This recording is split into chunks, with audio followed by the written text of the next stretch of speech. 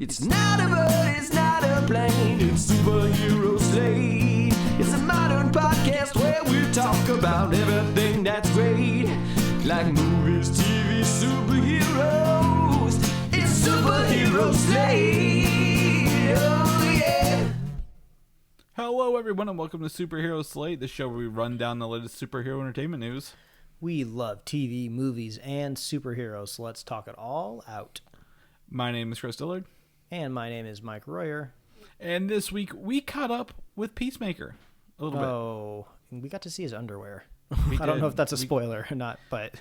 Yeah, that's in the trailer. It's in the trailer. I saw John Cena's tushy. Yeah, that's right. Moon Knight's trailer drops tomorrow, and I'm only saying that because that's our luck of this show. Yeah. This season when football games are going on. Mm-hmm. So let's churn up the rumor mill for Black Panther, Mike. We're going to start grinding some of these rumors out. I love that. And more. Ooh, Chris, it's been a very busy week over here in the Royer household.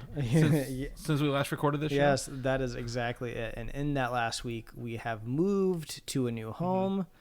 It's very nice and includes a lot. It includes a lot more steps, which means when you're moving into a place with a lot more steps, it means a lot more work, mostly on the movers, but also on us putting everything away. I usually feel like I'm aging pretty well. Like I feel pretty good for my age. But like this last week, man, I feel like I've aged 10 years. Like every morning I wake up with like a little bit more mobility returning to my ankles. So I'm hoping maybe by Wednesday, I'll be like somewhat back to normal. So it's been a mad dash to a normalcy again. Luckily, like I told Chris, the only thing that could stop us from possibly recording today would be the internet, because that's always a big question mark, right? When you move to a new place of just like, well, I know it's going to have internet, but how long is it going to take to set up? Or they have to get a tech to come out to like check anything. Do they need to special order anything? I don't know, run some cables, or like maybe the internet after all said and done is like just bad, right? You just never know. But luckily the internet here is better. Chris has told me I have a good ping. He assured me that fantastic. He assured me that this was a good thing and I should be proud of it. So show off your ping.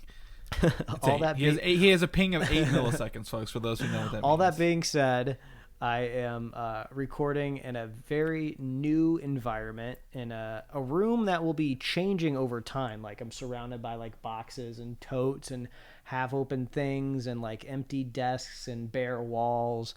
I tried my best to kind of makeshift some pillows to absorb some sound, but if it's a little echoey today, it should improve and get back to the normal quality over time. You literally, I feel like we're having the same conversation, but flip-flopped from whenever we moved into our new house last summer. In a room full of half-open boxes and nothing on the wall, with the possibility of lots of echoes and things going wrong. So I feel like we both have we've come a long way. Like I said, this is still an amateur podcast. You guys aren't paying for it unless you want to send us some money. We will take your money for the show. Believe us. But it's still a good time. I'm glad you were able to get it done and get to a spot where you could sit down for hour and a half here, and we could do the show.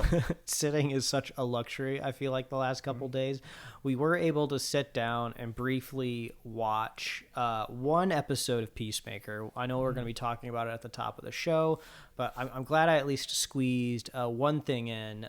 January is supposed to be a slow month entertainment wise, but it does not seem to be that way. Like Peacemaker's out there, still behind on Boba Fett. I know doesn't cross the show too much, but Zendaya from Spider-Man, Mary Jane, her show Euphoria season 2 is back, and that's kind of like that's like the new hotness out there in the social landscape. Well, so let me correct you before the fans do. It's Michelle Jones, not Mary Jane, in the new Spider-Man stuff. The fans will tweet at you. I just want to put it out there. I think MJ in my head, and then it just translates to Mary Jane when I speak. Yeah, I know. Well, it is legal in California, so I understand completely. In the meantime, we both will talk about the first episode of Peacemaker at the top of the show. And nothing. I think again if you're coming to the show looking for our book of Boba Fett this week, don't think it was. I didn't tell Mike, hey, stop what you're doing and watch it. I think we're good to not do it every week. Unfortunately, I think the third episode has been slightly spoiled for me, because after you get a couple days out from an episode of Boba Fett, that's kind of when you start to see more kind of official channels like promoting the episode. So like I think I have seen a reveal of a character, so I was like, that's a bit of a bummer. I don't think I got any of those. I don't know. Maybe there's the Star Wars High Republic stuff coming. I don't know anything that would have been spoiled, if I'm completely honest with you, Mike. So I think, okay, good. Maybe I'm overthinking it, or maybe it's just like a really quick thing that's not too consequential. It's probably clickbait. Clickbait's out there full force this year. It's always clickbait, right? Believe me. So I did some math earlier. Normally, we talk. Are you okay? Does your brain hurt? Have your folds smoothed out? I couldn't figure it out. I was like, the first weekend in February is usually when the Superb Owl is. Mm-hmm. And I'm saying it funny so we don't get taken down off the internet. You can't say that. The big game, if you will.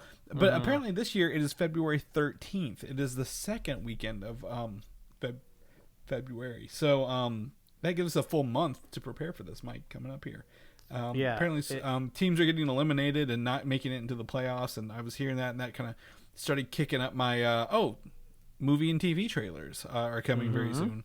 And something we'll talk about later in the episode actually has a trailer during a sports ball game tomorrow on Monday. So we'll kick up those theories later in a couple weeks. But I can't believe it's the middle of February for that. Yeah, it's a stacked year, right, for all media, especially movies. I mean, we've seen the box office starting to rebound. Back in December with Spider-Man, but things have kind of gone down a little bit with Omicron spiking over the holidays, but that is now due to people watching Spider-Man.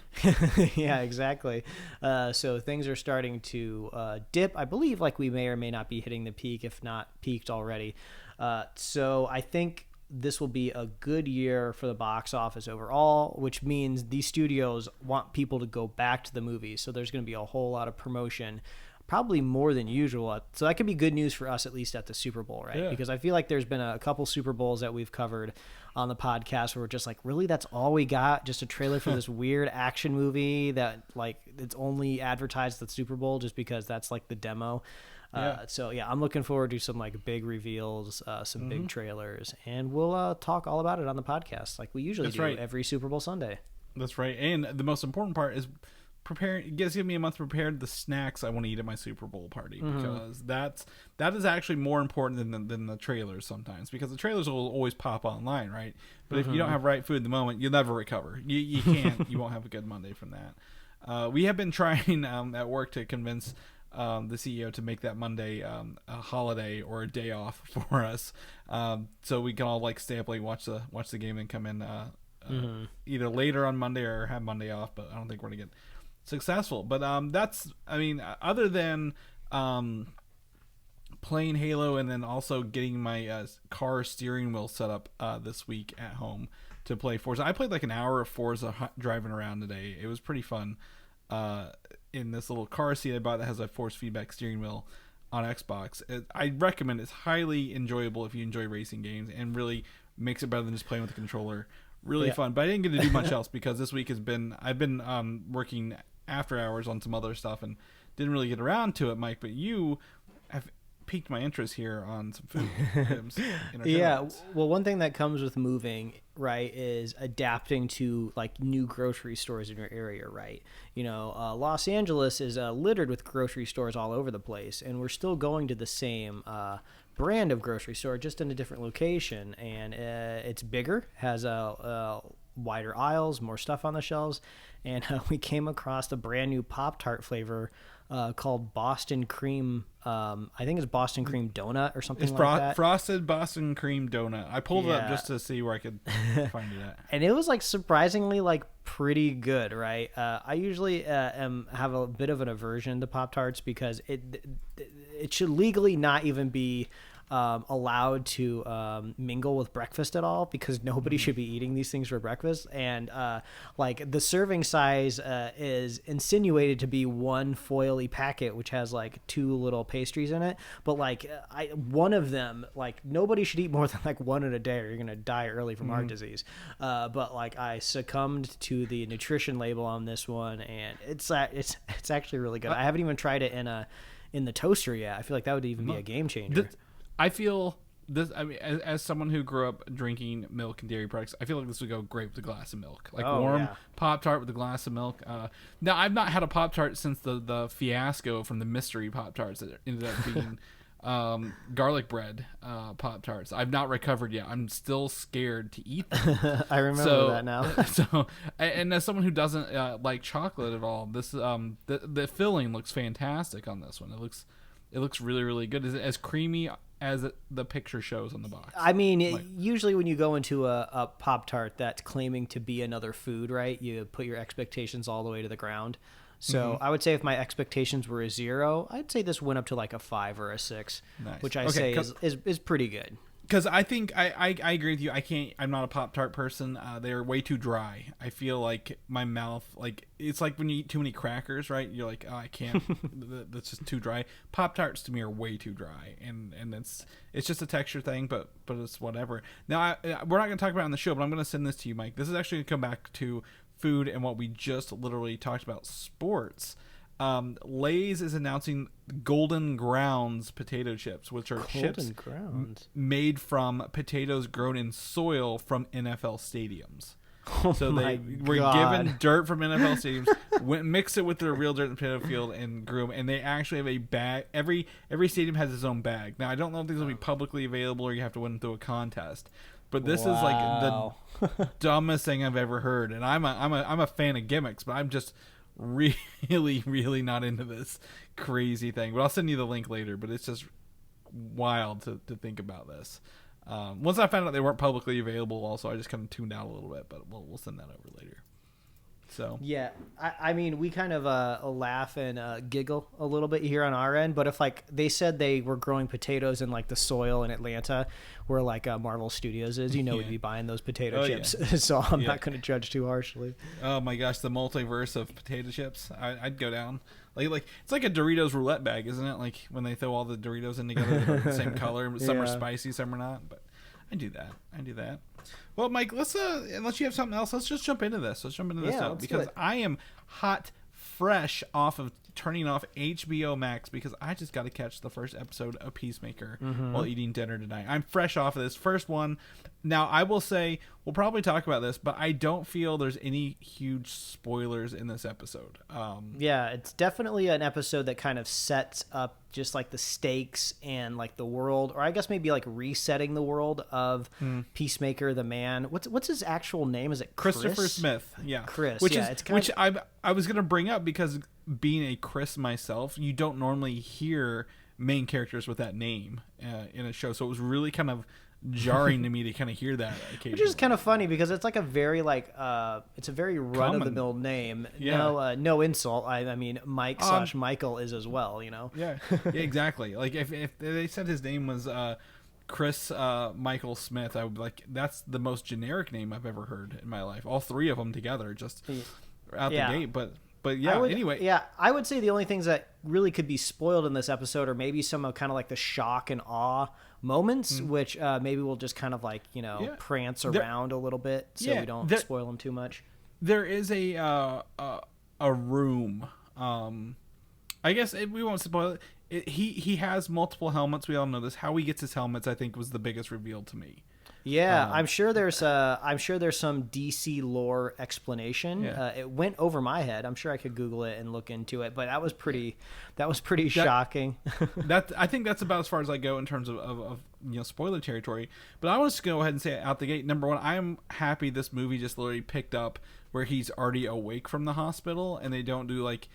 It's even self-referential. Oh, you got shot in the neck, a building fell on you, and all we had to do was fix your clavicle bone. Like, you're pretty lucky. I'm like, he's like, yep, must be. I'm like, I like that they just kind of brush off the rest of it. We don't have to go in and watch him in the hospital for 5 months be comatose. They just and I thought it was pretty interesting that for a brand new show, episode 1, there's a previously on at the very beginning. It's like previously on the Suicide Squad, and I was surprised. It'll be interesting to see how the show evolves, but they included a lot of Suicide Squad characters in the previously on, right? You would think that, if this is Peacemaker show, we're not going to be seeing a lot of these other characters. You would shy away from reminding the audience that these A-list, actors, right, were in this like franchise because you're not going to be seeing them. But, maybe we will be seeing some of these characters again.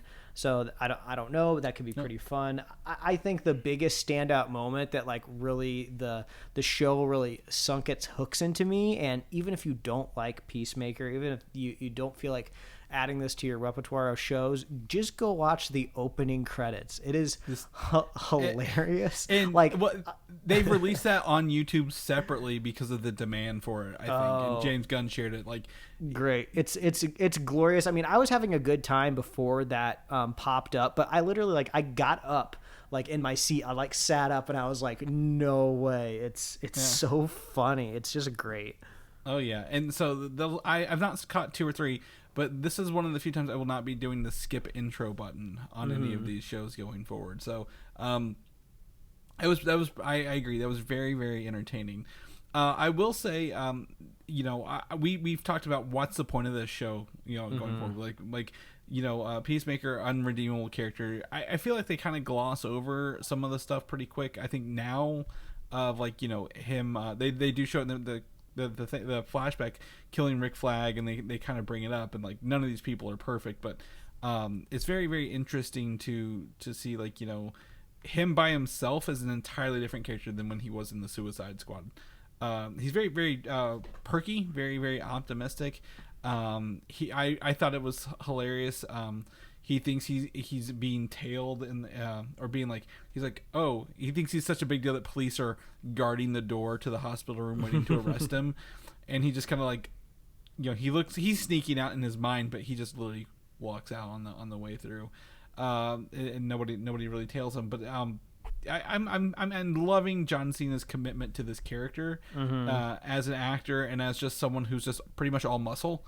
Can maintain the craziness, zaniness of being Peacemaker, while also he can actually handle himself in a fight or two if he needs to. Yeah, I don't often keep up with a lot of late night television, so I don't know if this was back during the promotion for the Suicide Squad or if this was much more recently. But I have seen images of him going out to talk to late night hosts in the Peacemaker costume. So I don't know if he was totally in character or what exactly was going on, but yeah, you can tell he's loving that he kind of has something that he can call his own, right? He's kind of following a similar path that Dwayne "The Rock" Johnson followed, coming out of professional wrestling, but I feel like he's finally found his franchise, this character that he loves.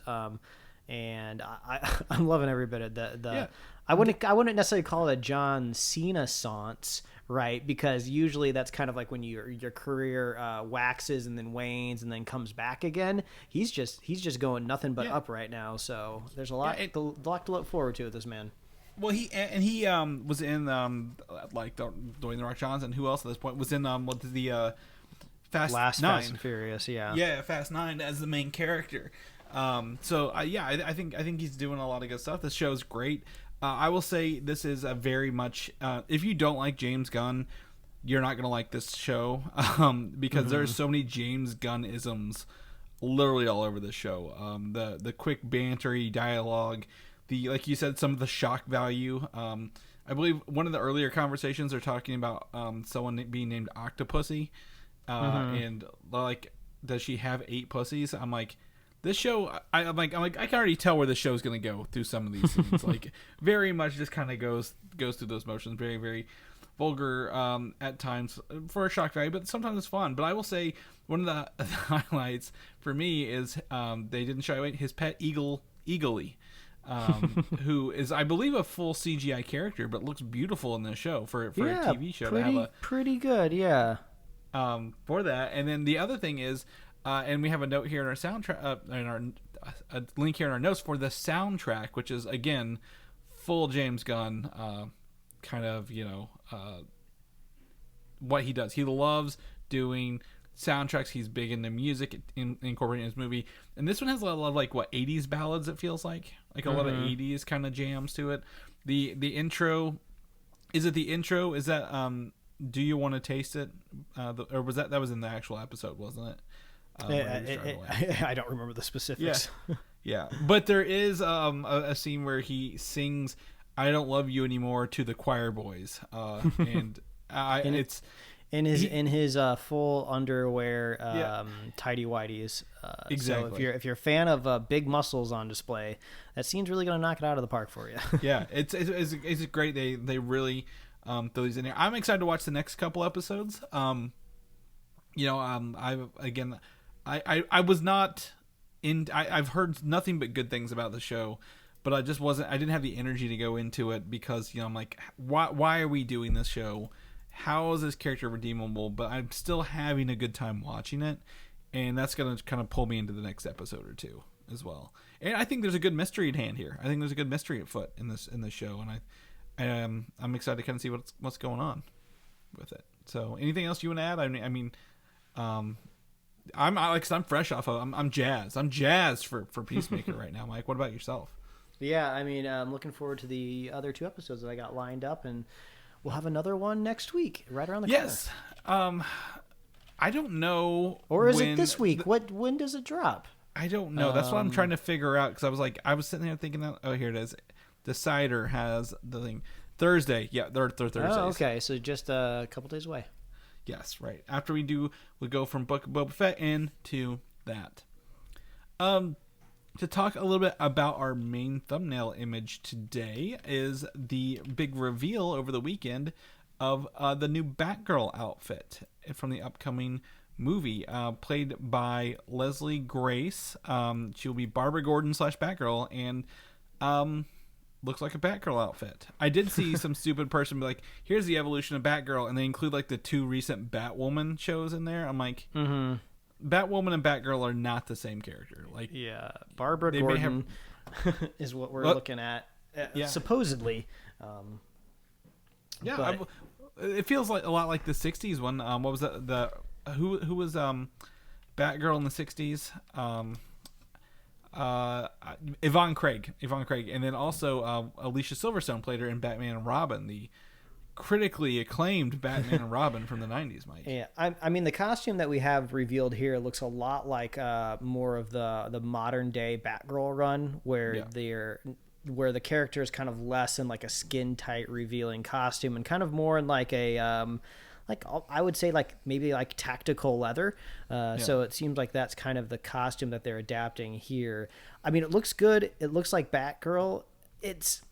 I know it's just a picture, and everything always looks different once it's on film and after you apply special effects and action and all that whatnot.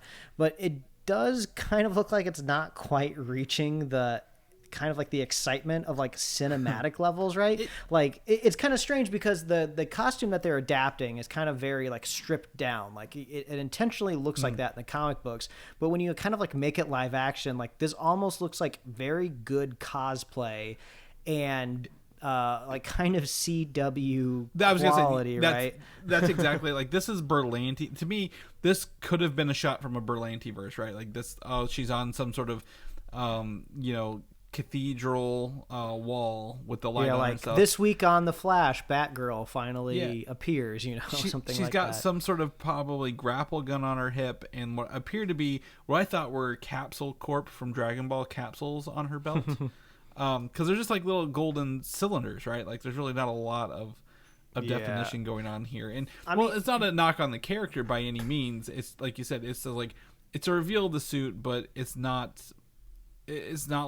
mind blowing or earth shattering or even really the only news, it was just because there was no other news coming out this weekend.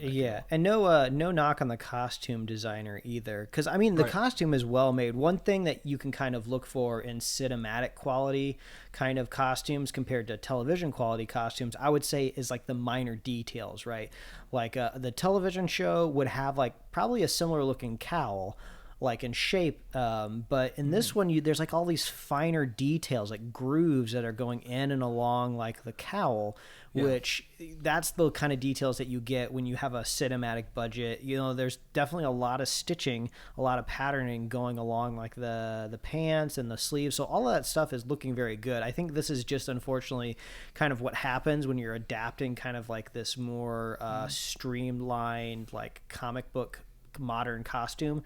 So at the end of the day, we haven't even seen it moved, so I'll reserve any sort of like harsh judgment. I wouldn't even say my judgment right now is very harsh to begin with. It looks like Batgirl, so the assignment has been completed, right? Yes, it looks like Batgirl. We know who it is by looking at it. It's very on brand with what's going on. I think the only thing is I think this answers the question. I don't believe this is in Tim Burton's universe. Even though Michael Keaton is supposed to be appearing as Batman, I believe he will be in her universe rather than she in his, right? Like, this doesn't look like a suit you'd find in, the Tim Burton Batman verse at all. Like, who knows? A lot less rubber here. I'll tell you that for sure.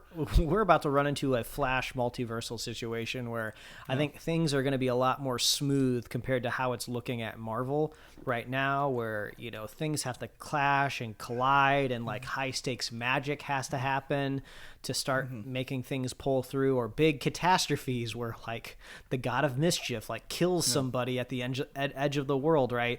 I feel like in this universe it's going to be like, I ran really fast and now I can just bring people wherever I want them to. So I mean, they've already set the premise, with the Flash TV show about 10 years ago, so I think people will warm up to it by that point. Like, I've seen this, I know what's going on. But take a link, take a click on the link in our show notes. Man, I cannot talk today. I need that ability on a podcast.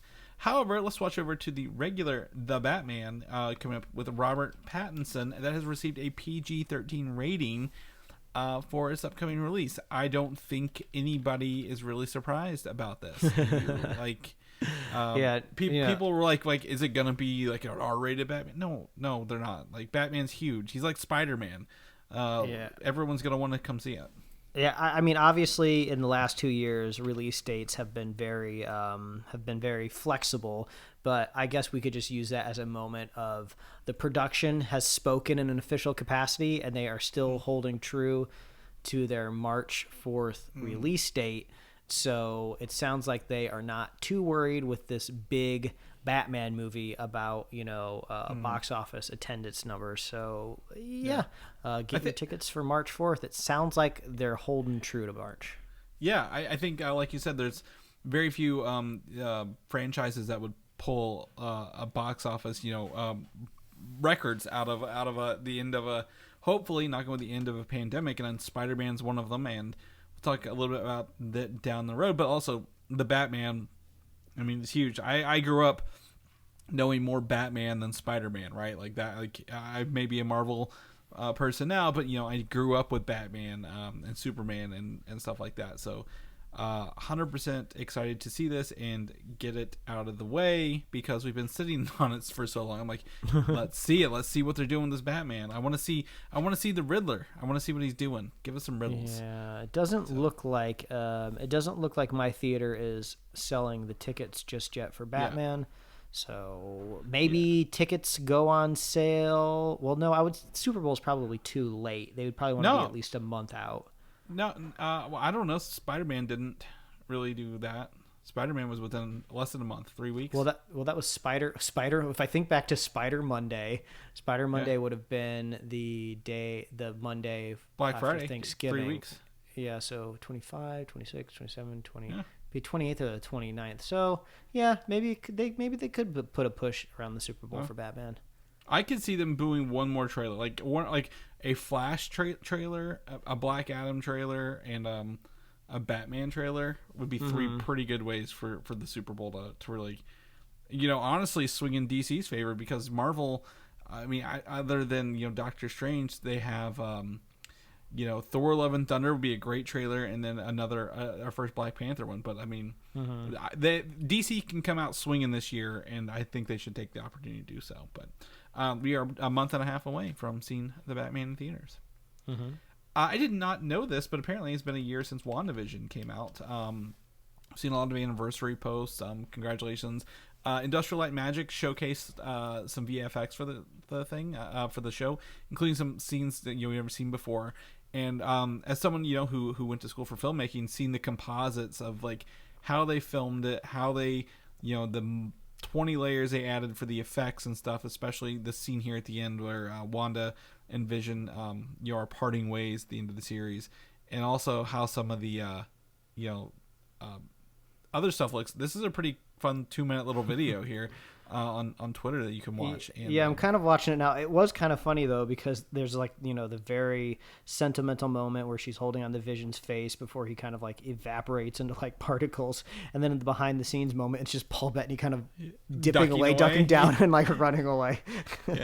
Yeah, it is pretty fun. So it's really cool to watch this. So all the WandaVision, the first episode of the Disney Plus series, very, very effects heavy, and very much production heavy to do the classic 50s, 60s, 70s stuff like that. It's very, very involved. So. This I'm just watching it. It always weirds me out because I saw another behind the scenes VFX thing for Dumbo the other day, which is a movie I didn't even watch.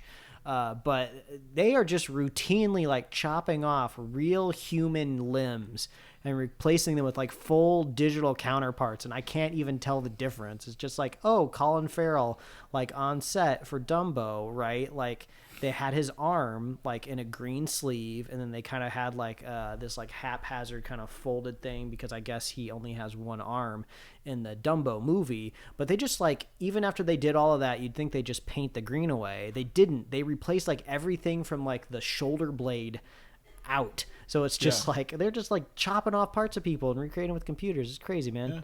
Yeah. What was the Mad Max Fury Road when Furiosa had her metal arm?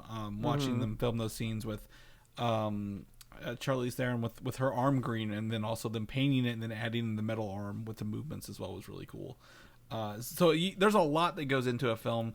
People are always like, they film it, should be done right. Well, this even shows you how much work goes into a TV show, a little TV series. So kudos, congratulations WandaVision, congratulations Marvel shows on Disney Plus, and hopefully we can actually get some new ones this year. And this is where we're going to jump into our next talking point, Moon Knight. So there was a trailer released yesterday for the trailer that's coming tomorrow. So it's a teaser trailer, so it's not very long, right? I believe it's like, if you click on it, it takes you to Hulu's Twitter is where I found it. It's only 15 seconds, but I'm stoked for this goddamn show, Mike. After watching this, I am thrilled. It's a little spooky. You see a little flash of Moon Knight. You get to see him actually like the Moon Knight suit take over his body in a scene. Yeah, there's actually there's some reveals out of this for just like a little tease of a tease, right? That was one question that I had for a while once we kind of had like a leak / reveal of his costume, of just like, I'm always thinking about costumes every time I think about superhero media. Like, how do they put these on, right? I have no expectations that a superhero has to have a practical costume in any way, because that takes the fun out of it. But like, if you don't show them put it on, you have to creatively go out of your way to never show us in a scenario where they need to put it on, right? So I was like, well, there's a lot of like bandages and straps and cloth to this Moon Knight costume. How does this go on? And it looks like a la Tony Stark kind of nanobot style. It just kind of envelops him. Yeah, so Moon Knight, again, very mystical, deals with literally the sun and moon gods. And what we believe, I'm going to tell you, Ethan Hawke looks a little vampire-y, if you will, here. The suit looks great. I'm going to tell you, if you go to 10 seconds on this, this is a scene I believe we caught a little glimpse of, is Moon Knight literally beating the hell out of something on the ground. I'm pretty sure that might be a werewolf, if not a vampire, Mike. I don't think it's a werewolf. I think what it is, it kind of looks like one of those kind of like ancient Egyptian kind of like Anubis style characters. Because if you kind of like scroll through it, you can kind of see it has like a little bit of like a headdress situation on, and the legs are pretty bare. It reminds me of those I think it was the Mummy 2, the Scorpion King, when like that horde of Anubis army was like running towards them at like the third act, and like, oh, we got to kill the Scorpion King to make the army disappear. Like that's kind of what it looks like to me, one of those creatures. I'm seeing ears flop up and down and hair instead of like a mantle like you're talking about on the head as I'm kind of going through this. Either way, I mean, we'll get more tomorrow on the non-Twitter feed. It's a creature, right? Creature watch. We have a creature. This is exciting because it doesn't seem to be alien in nature. It doesn't seem to be cosmic, so it seems terrestrial, at least in origin. But I suppose anything with ancient Egyptian lore and cinema, I guess you could lean towards saying it's magic, if you will. Supernatural, very supernatural and mystical, and it's just got me really, really hyped. Tomorrow's also a full moon, so releasing the Moon Knight trailer during full moon. Oh, that's clever. Pretty on brand here. And then the rumor release date, now they may say this tomorrow, I don't know, but March 30th would be the release date for Moon Knight. Don't know if that holds any water or not, but that sounds pretty okay. That sounds like a Marvel release date. But I would imagine I hate to wait 2 months, but I would imagine if you're Marvel releasing series or any piece of media, any media organization releasing anything in this calendar year has to strategically avoid the 2 weeks after the next season of Stranger Things, right? It's been so long since we've had another season. I think that's probably going to be one of the biggest things of this year when it comes to impressions, eyeballs, people talking about it on social media. So as long as Moon Knight has a lot of birth around Stranger Things, which I think it's supposed to be summer, right? So Moon Knight will be safe. Well, Moon Knight also, if we look at March 30th, and honestly, I've never had to pull up our calendar so much than we have the past year when doing stuff. But if you look at March 30th, right, so that is a Wednesday, 1, 2, 3, 4, 5. Within 6 weeks, on the 6th week is May 6th when Doctor Strange comes out. So I could easily see this ending the week of or the week before Doctor Strange dealing with magic and mystical stuff, 100%. So I believe that this could sync up with that pretty good. But I mean, honestly, I didn't expect to reveal the suit. I didn't expect to see beating the creature of some kind up. So I'm actually my ears are a little perked up more than usual for this show because of this. The commitment to it as well, and the fact they're showing it. So anything else? I mean, I'm on board, Mike. Oscar Isaac is a great actor. I think he had a really shit run in X-Men Apocalypse, but it's only if you remember that movie exists. Yeah, I don't know if Watershed is a little too hyperbolic, but this is going to be the first time, maybe beyond the little bit of a tease that we got in Eternals, that we're going to see Marvel kind of approaching into what did you say? You didn't say it wasn't cryptic, it was supernatural. Because Doctor Strange, you could make an argument that it overlaps a little bit, but the supernatural side of Marvel is something brand new that we're just about to kick off here with Moon Knight, and I'm curious how they're going to do it. I'm not saying they can't. I'm not saying it's impossible. If anybody can pull it off, it probably is the super producer Kevin Feige, right? But I'm really curious how they fit that peg into that hole. And also, I think the first stepping stone was everyone knowing Blade's coming for about 3 years now. So eventually that we get helps. Blade, so that we do know it's coming. The other thing is Disney Plus is supposedly doing a Werewolf by Night show right this year, and they've added actress Laura Donnelly from The Nevers and Outlander to the cast. Now, I don't know who she is, but the fact they're casting more people is very exciting. The rumor is she's... Yeah, go ahead. No, I was going to say, is the rumor still floating around Werewolf by Night that this is going to be a short run kind of mini series, one shot, something like a one shot room, like a small hour long or so episode or who knows, maybe 2 or 3, but it doesn't seem like this is going to be anything that's I don't want to say super impactful because it'll still trend for sure. It's a Disney Plus Marvel property, but it sounds like maybe 2-3 episodes at most. Yeah. I mean, literally everyone's been saying one long episode, a full hour or something to tie into Halloween. Some people might call that a TV movie. or whatever they want to do it. But the reason that ties back to other people are expecting maybe that's Werewolf by Night in that bathroom scene with Moon Knight.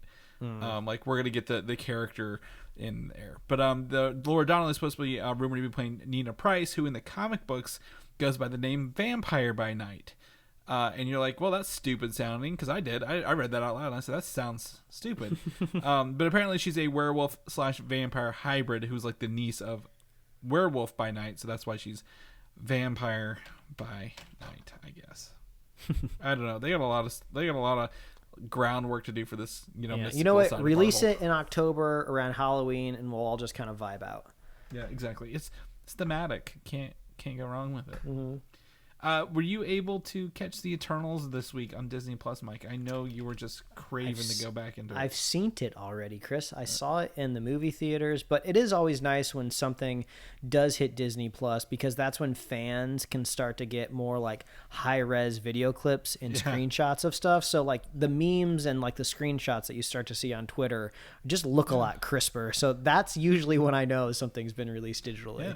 I've used this opportunity to push a lot of people in this Discord group. I actually play Halo with. They have like a movie when I'm trying to push people to do it, and it's actually easier to do it now that it was on Disney Plus. So like, oh yeah, I can actually sit down and watch that. So I'm excited to see what they say about Eternals. But the commentary, the assembled episode, and other bonus features on Disney Plus will arrive this March, per director Chloe Zhao, and I believe that has to do with like the digital release for the movie is like 45 days, but like everything else is still tied to what's like VOD, pay on demand kind of thing. So when that window's up, the rest of the stuff can come back onto there. But I'd like to watch an assembled episode on this movie. I would love to see how it kind of came together and what their plans were, and all the other secret bonus designs they always make in the background, right? Like those are pretty cool. So put that on your calendars for March.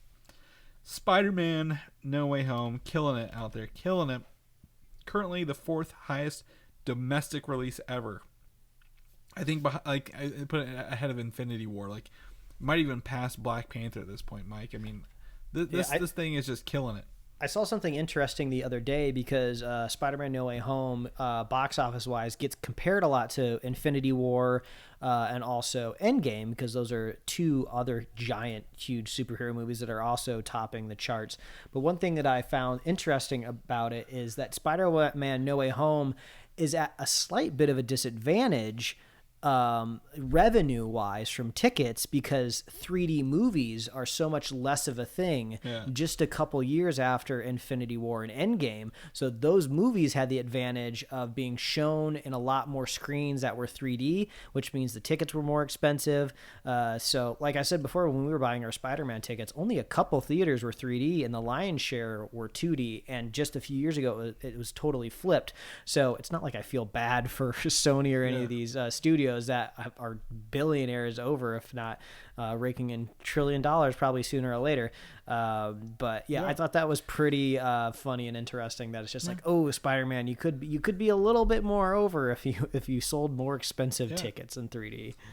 As of right now, the 3 movies in front of it, the number 1 is The Force Awakens, which is almost $1 billion domestically, which of course Endgame is a second, and then Avatar is before that, and Avatar had a lot of 3D and I believe high frame rate releases as well, didn't it not, along the way. So technology definitely, I believe, helped those movies. But yeah, Spider-Man at the end, hopefully not going at the end of a pandemic or in the middle of a pandemic, whatever you want to say it is, still doing pretty good box office wise. But like I said, I agree with you. I don't feel bad for the people at the top making a couple 100,000 less than they did before. Yes.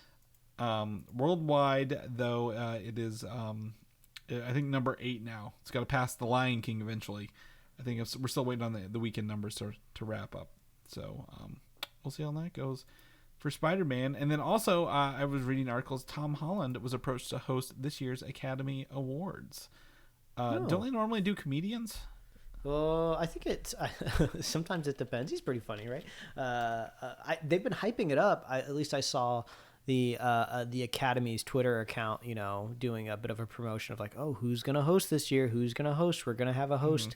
So it seems like it's gonna be something exciting, or at least talkable. So we'll wait and see. When are the Academy Awards? I never March remember. March 27th. They are late March. Now nominations haven't even opened yet. They open at the end of this month for them. So we'll see how this goes. I was trying to see who. They had like a list of hosts somewhere on here, but apparently it might be later than usual because of the Winter Olympics and the Super Bowl all being in LA at the same time. Because I didn't know the Super Bowl was in LA this year, Mike. You got that going for you. Yep. Winter Olympics are in Beijing, but those usually run about the same time. So you gotta take your sports and your movie stuff, and you gotta schedule those out. Calendar, folks, calendar. That's what we're using over here. Black Panther, Wakanda Forever. Now, this is where the rumor mill is going to get going. These are all rumors. Don't take any of these as truths. Don't go out telling people about them. But this is where I've been reading multiple articles over multiple weeks, and I decided to just kind of put it all together, Mike. Yeah. And get your thoughts on this, because I know you like to theorize. I know you like to spit those ideas out in the world. But the biggest rumor so far is that Namor, his cousin Namora, and Atuma from the Atlantean Kingdom and Atlantis will make their first appearance finally in Black Panther. What do you say to that? Yeah, I mean, that's been pretty heavily at least theorized, right? Because you're kind of looking at undersea royalty clashing with land-based Black Panther royalty. It makes a lot of sense, right? This probably was going to happen no matter what would have happened with Chadwick unfortunately passing away, just because it just makes a lot of sense. Also, I feel like Marvel Cinematic Universe is kind of exponentially accelerating, and my mind cannot keep up, right? Because when we first started off the MCU, things slowly started to roll out, right? We slowly got aliens. It took like a freaking decade, it feels like, to get Thanos on the screen fighting a character, right? So it was just a very slow roll. But now all of a sudden, like, I have to remind myself is they don't have to do anything slow anymore, right? They have rights to almost all of their characters back in some way or another, right? Like, there's no reason for anything to be slow rolled. They have to actually make more content than they even did before to fulfill Disney Plus. So I feel like my previous mind would have gone like, oh, I feel like this is too early to introduce Namor. And I'm like, no, we've been running at this for like over like a dozen years, right? No, it's time for us to bring these characters. He was rumored in the scene of Iron Man 2, where Iron Man goes and talks to Nick Fury in a room, and he's like, here's your profile. He's like, you want me to join the Avengers? And he's like, Nick Fury's like, no. But like on the map, there's like a little dot out in the middle of the ocean, and they're like, oh, is that Atlantis? Is this Namor? Are they leaning towards Namor? So they've been really doing it. It is crazy, right, to think all that we've seen Samuel L. Jackson in the MCU, that like Nick Fury, like, is just, there's always just this little thing back in the head. Should I tell anybody that there's like an undersea kingdom right now? No, I won't bring it up. I know a lot of things happening right now. Like, or if you ever just like kicking back a beer, it's just like, I could tell this person right now there's people living under the water. Nah, I'm going to hold on to that. I just find it really, really humorous. Well, he was also the first to know about aliens in the 90s. So, I mean, like, this guy, nothing's shaking Nick Fury at this point. He's like, yeah, whatever. Well, see, that's what it was. He learned about the undersea creatures. He thought it was like the craziest thing ever. And then like 2 days later, he found out about aliens. He was just like, well, forget about the sea creatures. We're talking about aliens, right? That's just one body of water. But there's a whole galaxy out there. Some kid named Peter got abducted by aliens not long ago. Forget it. No one from undersea is abducting anybody off land, so I don't care anymore. Yeah. If they are, it's not a big deal yet. What I don't like about this is Namor, and then his cousin is Namora. I'm like, why? What? In comic books, I get why you have the same name. Why do you have to have the same name in a movie? Like, pick another name. Now I've heard that they will not be blue skin people as well. Like, they're going to be like maybe regular people skin tones in this. So that'll be interesting. But I don't know. I don't think this is a response to Aquaman. I think this is a natural evolution of what they want to do with Marvel, right? Like, I think the spoilers for Eternals, but it's now on Disney Plus. There's literally an Eternal in the middle of the earth that's coming out, right? So it's disrupted the oceans, so that would be a great opportunity for Atlanteans to be pissed off. Yeah, they're mad as hell. And two, we can keep things literally hidden in the earth and not have to worry about them being somewhere else. And like you said, Atlantis is a kingdom. Wakanda is a kingdom. I could totally see, again, one using vibranium, the other having something special about water. I don't know, the ability to breathe underwater or something, cause them to come into conflict pretty easily. But the whole point of that, another point of that is, who's going to solve it? Is this like a Game of Thrones style thing, or is literally someone going to be the Black Panther to go into the ocean to fight these people? Like what does that look like? I want to see a super grumpy Namor, right? He always has this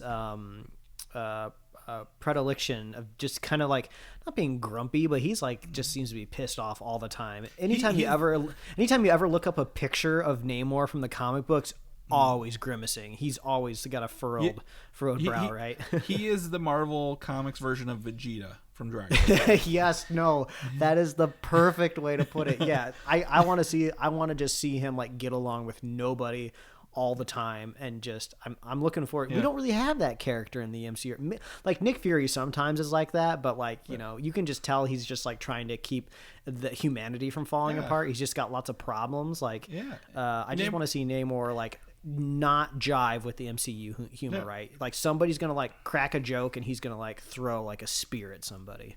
Yeah, well, and I can see him, you know, just like I'm the prince, right? You're gonna do what I say because I'm the prince.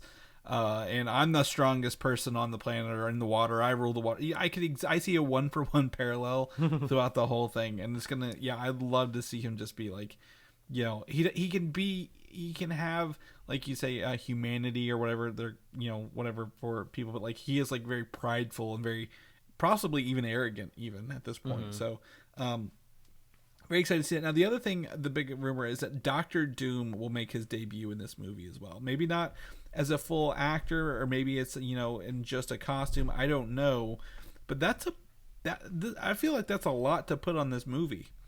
Yeah, well, I mean, it's not a bad gambit to make, right? We all know how successful the first Black Panther was, right? You know, I feel like they're still trying to pivot of where exactly the center of the MCU is going to be. You know, it was never super defined, but you could definitely say Steve Rogers, Captain America, and Iron Man were kind of like the heart and the center of the MCU moving forward. They're both gone now.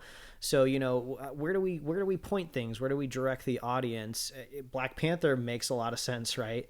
Introduce a lot of these things.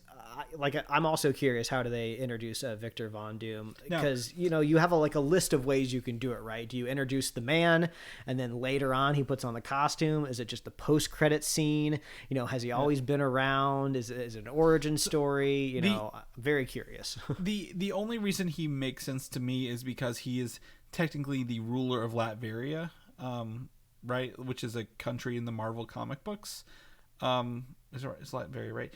So like literally, if this is a movie about one nation fighting another nation, well, this is the third nation being a part of this, right? Like he's not doing it to, you know, he might be behind the scenes pivoting them against each other for his own gain. He might just be a representative from another country in like the movie, like in a throwaway scene for now, or, you know, is like you said, is he the big bad evil?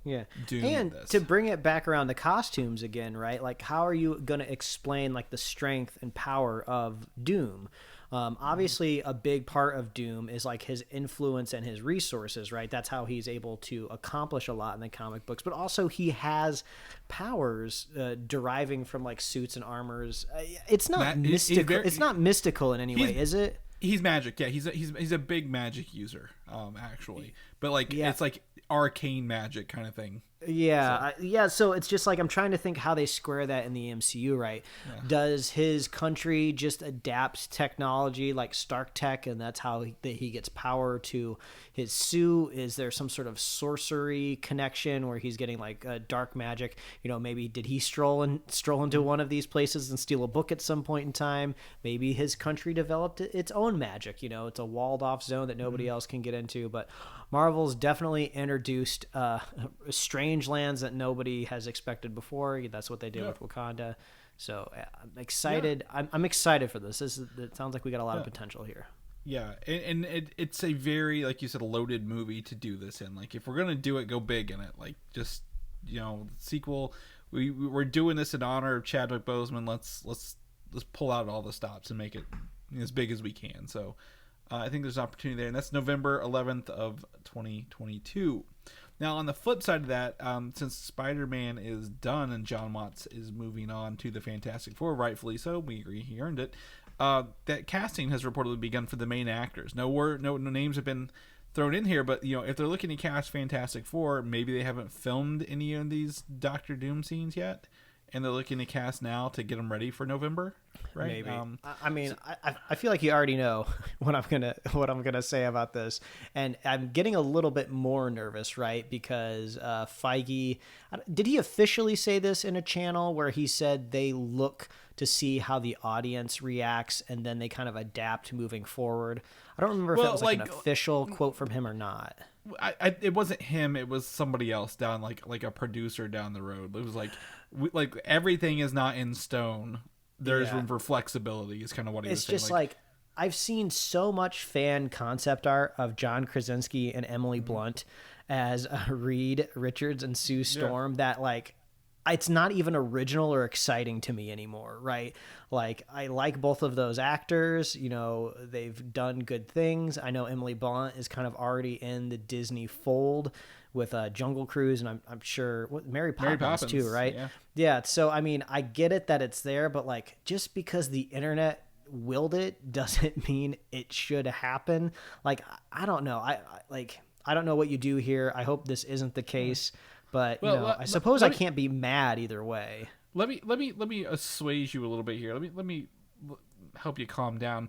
No amount of fan art has ever gotten anyone casted in any of these movies ever.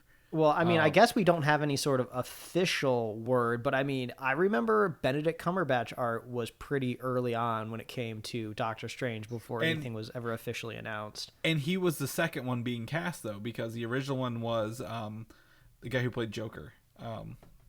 Heath Ledger?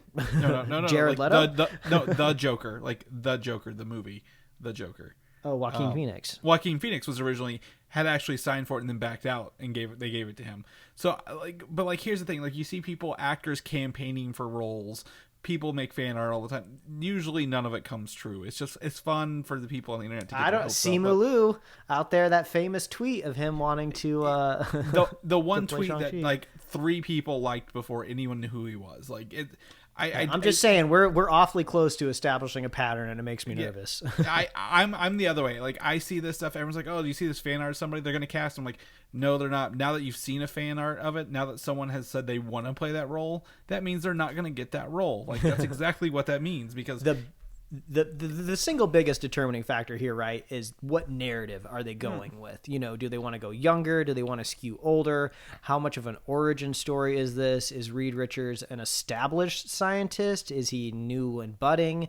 You know, even though the last Fantastic Four movie we got was very bad, I still don't think it was necessarily a bad decision to start them out younger. I think that's fine. I don't think there's anything inherently wrong with that, especially in the MCU where these characters and these stories have a very long tail. There's definitely room to age up a character over time. And the weird thing is the Fantastic Four is such a strong, iconic team that's very identifiable. No matter what happens to this movie, whether it's good or bad, these characters are not going anywhere, right? Yeah. You know, you could make an argument like that, you know, maybe the Eternals won't have quite the same impact in the MCU that maybe they would have had, you know, if the critical score has gone a different way. I don't know if they've done any sort of pivoting or backed off, maybe even just like 10%.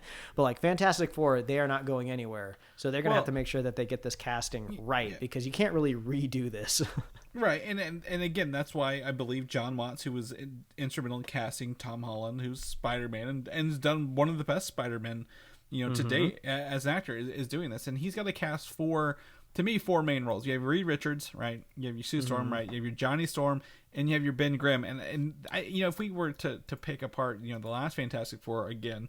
You know, Doctor Doom's outfit at the end was awful. He looked like a melted trash bag.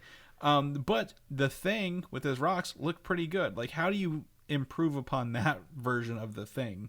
Right? It wasn't too bad. It's been a while since I visualized the Thing in that movie, but yeah, he wasn't too bad. Compared to the bright orange rubber suit of Michael Chiklis from the early 2000s. So I think, you know, that's my things. Like, how do you make the Thing look different than that one? And mind you, they've evolved the Hulk between Edward Norton's Hulk and, you know, the Mark Ruffalo's Hulk.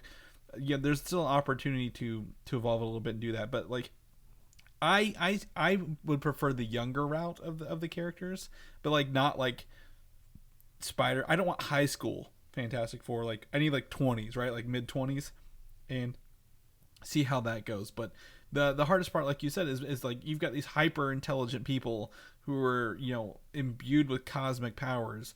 They can't have been hiding around for years, right? Like they can't be in their 30s or 40s even and be like, well, now you're here with powers. Like you gotta bring them back a little bit. But I mean, if they decide to do it and they make it work, prove me wrong by all means. But I like the idea of giving them some room to grow over the next, you know, 10 to 20 years of film. Also, a la Fast and the Furious, they gotta be a family. It's all about family, so they gotta really feel cohesive. Yeah, exactly. Yeah, exactly. They've got to work together, and I hate that last Fantastic Four movie so much. Like, I think if you just went complete opposite in that direction, like you'd end up with a good movie for Marvel. And again, I don't think it's anything against the actors. I think it's just a very, very poor written and movie and story. So I'm excited to hear Fantastic Four. I'm excited for John Watts. We'll cross our fingers, and maybe if they have Comic-Con this year, Mike, we'll get those casting announcements in July. So we shall see. Knock on wood. Have you ever watched the Raid movies? Yeah, I haven't had a chance to see the sequel, but the first one, it's a tour de force of martial arts action. These movies, the Raid 1 and 2, they came out before Squid Game made it cool, right, to read subtitles. So yeah, the Raid is that's got to be on everybody's kind of like action must-see list. Yep. It is. It's an Indonesian film. I almost want to say South Korea, but it's Indonesian.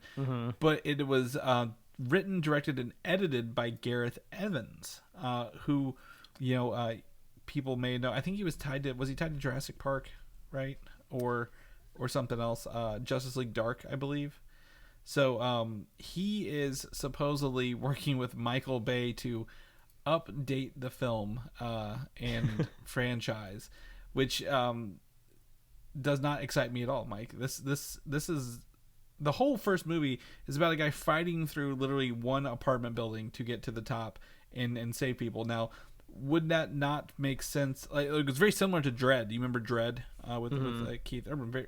Not Keith Urban. But to be fair, Dredd came out after the Raid Redemption, so I think everybody kind of accepts that Dredd was kind of being influenced by the Raid, which is not a bad thing. Well, that's what I'm saying. Like, if you haven't seen the Raid, a similar movie is Dredd, which was inspired by it. And then also, there's actually a Moon Knight comic book where he does the entire same thing through an apartment building, which is really funny. So the Raid 2, it's they're good. Now, I think these are grounded films very well. A lot of action stars. A lot of the fight scenes are choreographed, are very, realistic. I believe even the main actors from the Raid are in the Star Wars Force Awakens. They're the Kanji Club members, I believe.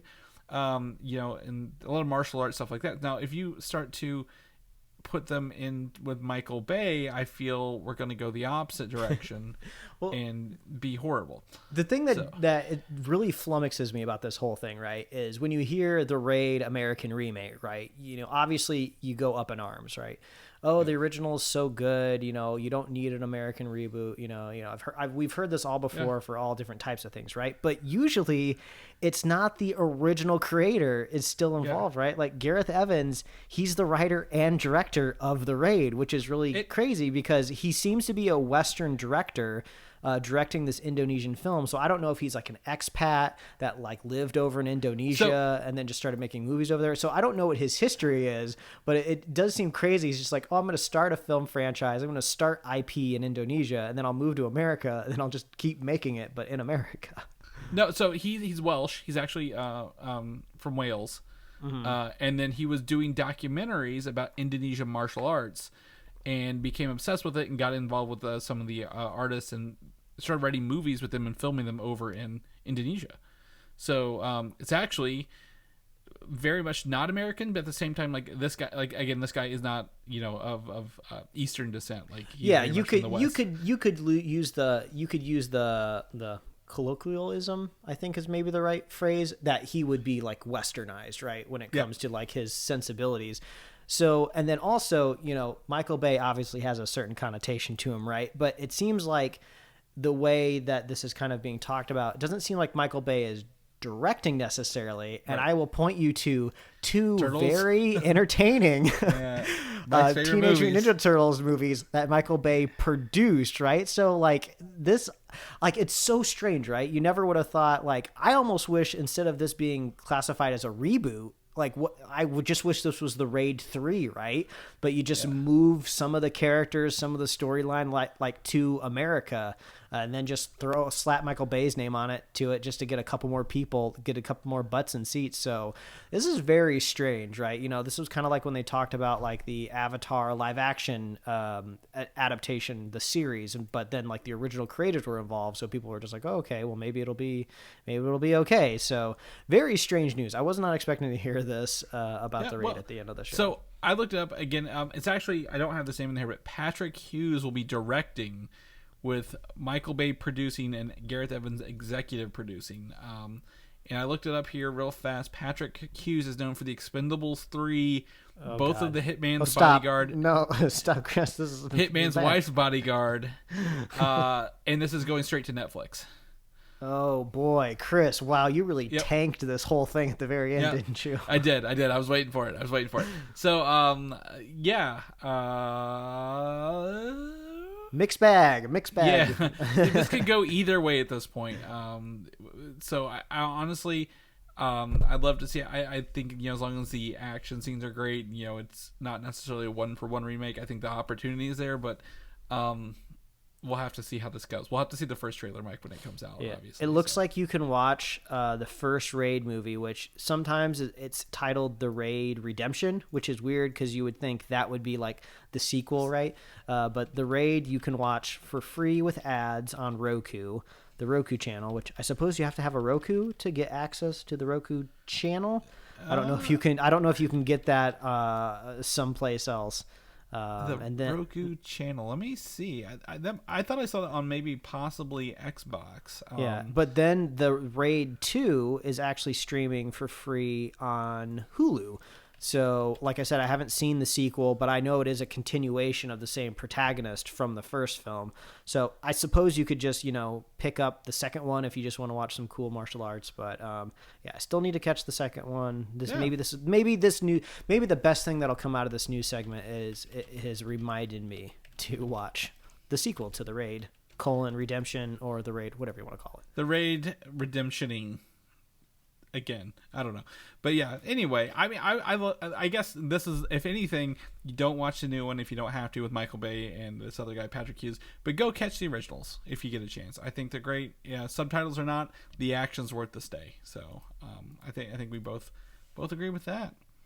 Is anything else, Mike? Is that it? Is that it for news this week? I think we did it. We successfully produced another show in the midst of me wrapping up my move to another locale. Yes. And in the end of the show here, friend of the show, Quentin, is texting us about IKEA. So that confirms our conversation from before the show, Mike, about IKEA. So people know more about what you're doing, what you're up to. Where can they find you at? Well, they can find me at Mike Royer Design on Instagram, Twitter, TikTok occasionally, and you can read my webcomics at pickledcomics.com. Chris, people want to catch up with you, see what you're doing. Where can they find you? Find me on Twitter, Valdan, Valdan, or Instagram, Valdan87. I might try to put up my driving videos of the wheel stuff. That's really cool up there. Show people what it looks like. People know more about the show, what we're doing, when they can catch our next review, which I believe is now the Batman, right? Because Morbius,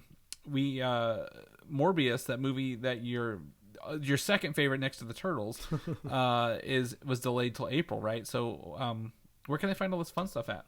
Well, all you have to do is head on over to superheroslate.com. That is the headquarters for everything we do here at the show. You can get our awesome upcoming releases page. So if you want to keep track when everything comes out this year, you can hit that up over there. You can also get our awesome show notes. So if you want to see that behind the scenes clip from WandaVision, we got that over there. We have the Moon Knight teaser, but I would say it's probably pointless because by the time you're listening to this, that trailer is might already be out. Wait for the big one. Yeah, so stay tuned for that. You can find us on Apple Podcasts, YouTube, Spotify, wherever else you love to listen to fine podcasts. Like us on Facebook, follow us on Twitter and Instagram. You can get merch at superheroslate.com/store. We love hearing from you. We love it when you reach out. We love it when you're interacting and talking about the show. We love all of you. We're off to a great start for 2022. Let's hope it keeps continuing trending up. I'm hoping for good movies this year. Man, I really hope the Batman's good. I just really, really want a good start to the year with some good, solid Batman content. So if you're also looking forward to Batman content, and if you want to be a super fan of this show, all you got to do is share the show with a friend, share the show with a buddy. Make sure you're boosted, because the numbers are fantastically high if you're boosted. I just read the other day that like the elderly that are boosted have a higher chance of not, I guess higher is the wrong way to say it. They have a lower chance of being hospitalized than unvaccinated, like 12-year-olds, right? Like we thought kids were almost invincible to COVID, but like an elderly person with a booster shot's doing better than an unvaccinated kid. So go get boosted and stay safe, stay healthy. And we all want to get back to the movies. Like I'd love to eat popcorn one day without a mask on my face. So, he wants the jalapenos, the jar of jalapenos. The only bonus of the mask, right, is it kind of filters out some of that briny jalapenos on the nachos at the movie theater. But we love you. We love our super fans, and we'll be here every week, folks. That's right. We'll see you guys next week. Bye. Thanks for listening, and don't forget to subscribe.